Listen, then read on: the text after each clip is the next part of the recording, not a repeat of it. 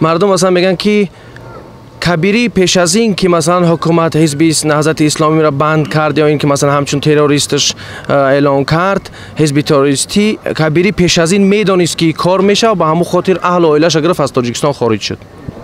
نه این حرف صدق نداره. سال 2012 آیا یک حزب سیاسی باید در غم اونا باشه که بهترین نفرات کادرات تیار بکنه که در آینده برای این دولت خدمت کرده بتونن؟ یا که ما مثلا نمیتونیم که واسه مثلا یک حزب مخالف اگر پیروز بشه ما یک بار نمیتونیم که مثلا تاجیکستان بدون کادر آباد بکنیم. آیا یک حزب سیاسی همچون از دلسوزی میتونه که کادر آماده بکنه برای پیشرفت کشور؟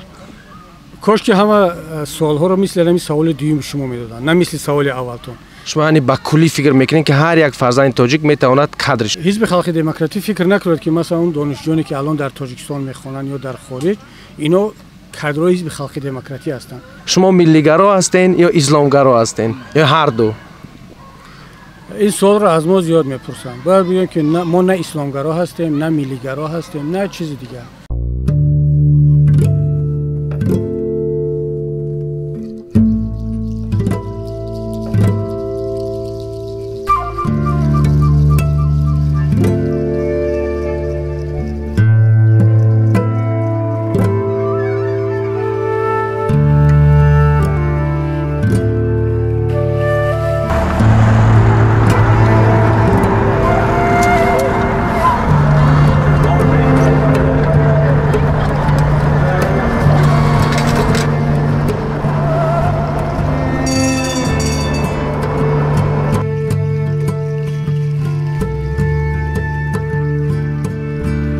سلام علیکم و رحمت الله و برکاته. بینندگان عزیز، من امروز با یکی از سیاستمداران تاجیکستان قرار دارم، برادر محیدین کبیری، یعنی یکی از سیاستمداران نوین تاجیکستان که همیشه در اینترنت و در همه جا ما اسم این نفر میشنویم، خوب به خوبی باشه با بدی باشه.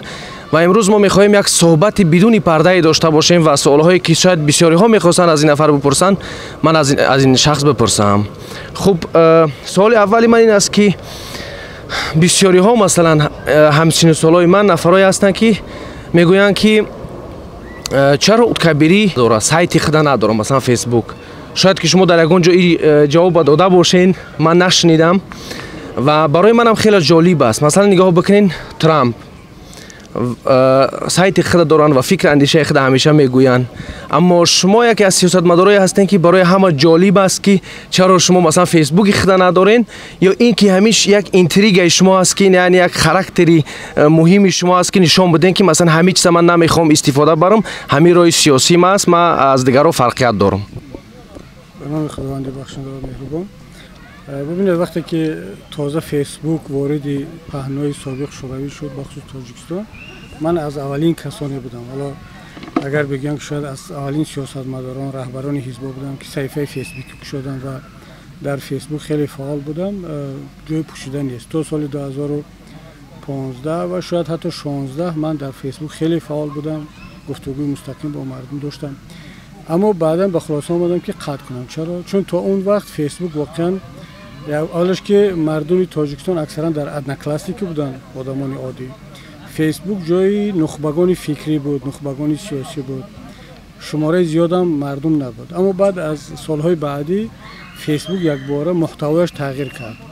در اونجا درست که هنوز هم فیسبوک یکی از منبرهای مهم است و هنوز هم شخصیت‌های مهم سیاسی و فرهنگی تاجیکستان دیدگاه خود را اونجا مطرح میکنن، اما این دیدگاه‌ها در اون حجم بزرگی از تحقیر و از گپ‌های بیهوده و از مسائل خرد و ریزه تقریبا کمرنگ میشه و فیسبوک اون جایگاه خود را از دست داد و از طرف دیگر احساس کردم که خیلی زیاد وقت میگیرد، خیلی زیاد برای یک نفری که میخواهد مطالعه کند، کاری سیاسی کند، کاری تشکیلاتی کند، در فیسبوک بودن. اگر فیسبوک یک حالت داره که یا شما در اونجا هستید و خیلی فعال یا نیستید، چون اگر هم باشد و هم نباشد به درد نمیخورد. من تصمیم گرفتم که یک مدت بخصوص بعد از هجرت از فیسبوک بیرون برم. اتفاقا صفحه‌ام اگرچه فعال نیست یعنی لغو نشده است، اون را بلاک کردم و کار نمیکنم خودم.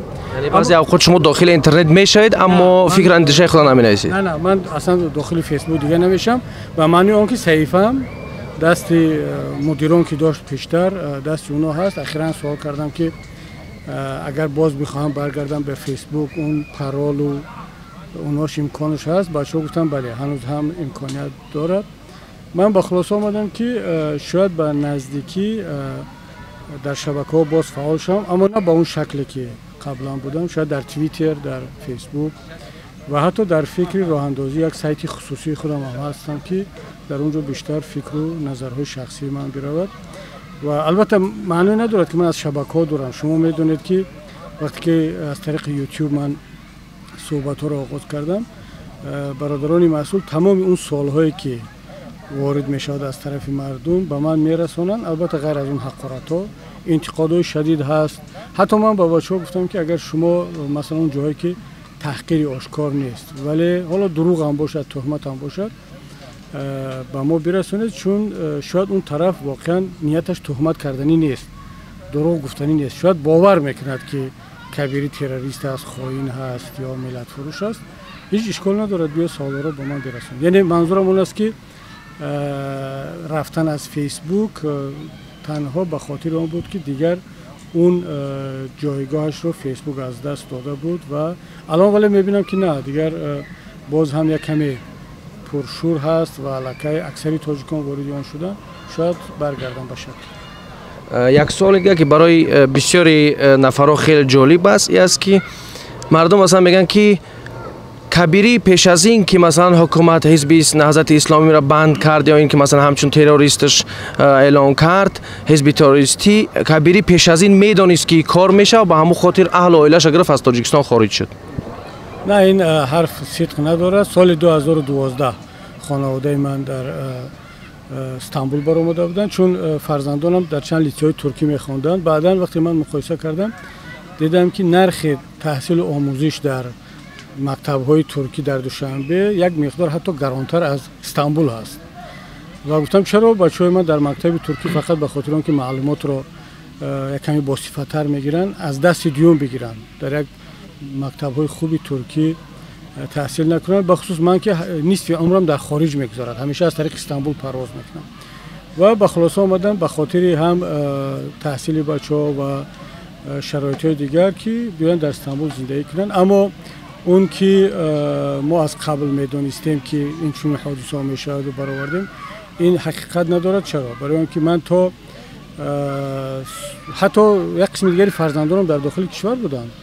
پسر کلانی هم آخرین لحظه همگی چند ساعت پیش تاجیکستان رو ترک کرد. نبیرگانم در همونجا موندن، دو تا کلینم در همونجا موند، خواهران، برادران همه موندن، مالکیت موند، همه چیز. ما حتی عکسای خانوادگیم رو نتوانستم بگیرم که بهترین خاطره من همون عکس‌ها هست و آلبوم‌های زمانی خدمت عسکری هست.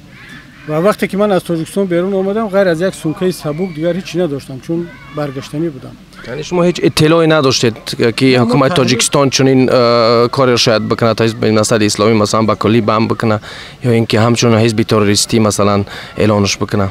نه، ما تحلیل داشتیم، اطلاعی دقیق نبود، ولی بالاخره تحلیل ها بودند و خودی حکومت هم هشدار داده بود که ما با شما با زودی شما را میبندیم. وزارت عدلیه نامه فرستاد، التیماتوم که تا 5 سپتامبر شما حزب را تعطیل اعلان کنید، یعنی خودتان بندید. و خودی تحلیل ها اینقدر بیانیه های حکومت، دفترهای حزب رو در همه جا بستن، بینای حزب رو بستن، خراب کردن بینای حزب رو. این تحلیل ها همش بیانگری آن بود که حزب رو به زودی خواهند بس. اما از روی انصاف باید بگیم هیچ کس انتظاری آن رو نداشت که زندان میکنند، میکشند و مصادره میکنند. این رو هیچ کس انتظار نداشت. وقتی که در استانبول بودم و میخواستم برگردم، الکی بچه‌ها در داخل دوشنبه احساس کردن، چون بالاخره دوستان از حکومت معلومات میدادن که وضعیت خوب نیست و بعضی از بچه‌ها دیگر هم الکی در فکر برآمدن شدن. من وقتی که از استانبول با بچه‌ها گفتم، آخرین جلسه ریاست که در منزل خود من برگزار شد و آنلاینی صحبت میکردم، گفتم دیگر تمام تحلیل ها میگن که هم حزب رو میبندن و هم حکومت چی برنامه بدی دارد نسبت نهضت. شما باید بیرون برآیید. اگر که دیدیم وضعیت خوب است برمیگردیم هممون، ولی برآمدن شما واجب است. یک ایده از برادران گفتن که اگر ما بیرون برآییم، میگن که اینا ترسیدن، اینا یگان گناه داشتن که گریختند. ما از اینجا بر نمیبریم ولی شما هم بر نگردید. یک سوال پیش میاد استاد که مثلا اگر که تاجیکستان حزب شما را همچون حزب تروریستی قبول کرد، اگر که شما را دست نمیزد شما در تاجیکستان پس باقی میموندین؟ این رو هم باید شاید بار اول میگم. بعد حتی بعد از اون که بچه‌ها را زندانی کردن، حزب را بستن، با ما پیام فرستادن که شما رو ما میشناسیم، هیچ گناهی ندارید. حالا یک همین خیلی اشتباهی شد، شما بیاید یک گفت و شنید کنید و برگردید به تاجیکستان، فعالیت رو در اونجا قطع کنید. فکر نمیکنین یک بازی سیاسی بود که شما را میخواستم بندی بکنن؟ من اصلا قبولش نکردم. حالا بازی بود چیزی بود، من اصلا گفتم تا روزی که بچه‌ها در زندان است من در یگان موضوع صحبت نخواهم کرد. شاید روزی برسد که من اون ایمیل ها رو هم نشر کنم، ولی اون دوستانی که در اونجا هستند و بعضی ضربه نمیخوام زدن، من اصلا گفتم تا روزی که بچه‌ها در زندان، اگر شما اشتباه کردید، اشتباه خود رو درک میکنید، چی لازم است پافشاری کردن به این اشتباه؟ بچه‌ها رو رها کنید، آزاد کنید. نه اینکه من اکثری بچه‌ها برمیگردن، اما شما میگید که خب رحمانوف اشتباه کرد و برای پرزیدنت اعتراف اشتباهش دشوار هست و حالا میخواهد که ما اون بچه‌ها رو فراموش کنیم. بعد یگان وقت اونا میگفتن که شاید 5 سال گذشته، 6 سال بعد پرزیدنت اینها رو عفو خواهد کرد و حالا شما قطع کنید و برگردید. این یک افسانه هست. یعنی ببینید که پرزیدنت یک اشتباه میکرده است و برای اینکه اشتباه خودش رو اعتراف کردن باید که عمری ده ها صدها جوان رو بر هدر در پس پنجره بگذراند و مردم راحت قبول کنند ما هم برگردیم یا هم ما هم خاموش باشیم. حالا این بازی بود، این فریب بود یا هر چی بود، من از ریشه‌اش قبول نکردم. البته باید بگم که بسیاری از خانواده‌های زندانیان پذیرفتن، باور کردن. برای مثال خانواده همه زندانیان سیاسی، حتی خانواده خودمان با ما زنگ می‌زدند، خواهش می‌کردند که شما فعالیت نکنید، پرزیدنت وعده کرده است که همین استقلالیت آزادشون می‌کنیم. شما فعالیت نکنید، خاموش باشید، با رسانه‌ها صحبت نکنید، در نوروز آزاد می‌کنند، در روز وحدت آزاد می‌کنند. اینک 5 سال گذشت. یگان نفر رو آزاد نکردند، فقط خواهر ظرفای رحمانی، اون هم بعد از آن که راضی شد که علیه ما اون حرفایی که مجبور کرده بودن بیاد او رو رها کردن. زن بود، فشارها زیاد بود، دیگر یگان کس رو رها. یعنی با فکر شما حکومت یک خطری در حقیقت یک خطری میدید که حزب نهضت اسلامی را بند کرد یا یک خطری بزرگی حزب نهضت اسلامی میتونست در 10 سال آینده برای حکومت رحمانوف باشد؟ یعنی چی میخواست حکومت تاجیکستان نشان بدهد؟ از ترسش بود یا از اینکه مثلا بگذار که حکومت مثلا به طرف دیکتاتوری حرکت بکنه و یعنی که خب خواستای ما را از خواستهاشون مثلا حکومت از اول نشان بدن که ما هیچ حزب سیاسی مخالف قبول نداریم؟ ببینید همین سوال رو شما راحت میتوانید با مثلا حزب دموکرات بگید که حکومت از چی ترسید که محمد روزی اسکندر رو زندانی کرد؟ حکومت از چی ترسید که زاهد سعید رو زندانی کرد؟ حکومت از چی ترسید که فلانی ها رو کشت، نابود کرد؟ والا حکومت نگیم، شخصا خود رحمانوف. ما چرا حکومت میگیم وقتی در حکومت اونجا نفرانی هم هست که اصلا اونها اشکاره هستند، اما چون حکومت دولت والا همش رحمانوف شده است، وقتی حکومت میگیم منظورمون خود رحمانوف است. همین سوال رو هم میتون به نهضت داد که رحمانوف از نهضت چی ترس داشت که نهضت رو بست و زندانی کرد و کشت و مهاجر کرد. ترس از یک چی است؟ از قدرت رو از دست دادن. هر نفری، هر دیکتاتور وقتی میبیند که در افق یک شخصیت پیدا شده است، یک نیروی سیاسی پیدا شده است، این میتواند محبوبیت مردم رو به دست بیارد، او رو نابود میکند.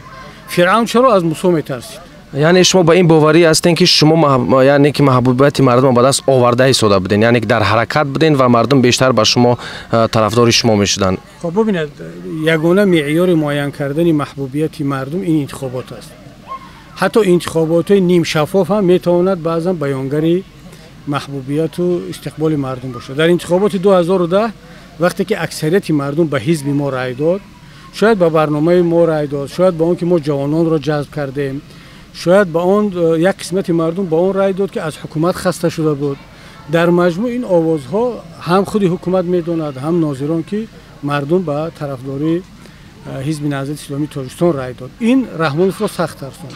از سال 2010 به بعد او در فکری چگونه از صحنه بیرون کردن حزب نهضت و تمام سیاستمدارانی که میتوانند در آینده برای این نقشه او خلل وارد کنند. نقشه او چی بود؟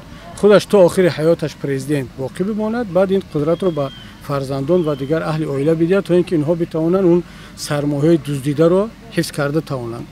والا فرق ندارد اگر جای کبیری شما میبودید، مثلا یک نفر دیگر میبود، رحمانوف حس میکرد که همین آدم میتواند در آینده قوی شود، مردم با او رای بدهد، مثل کشورهای دیگر دموکراتی از بین میبرد هر کس رو، شما رو هم از بین میبرد، نفر دیگر رو.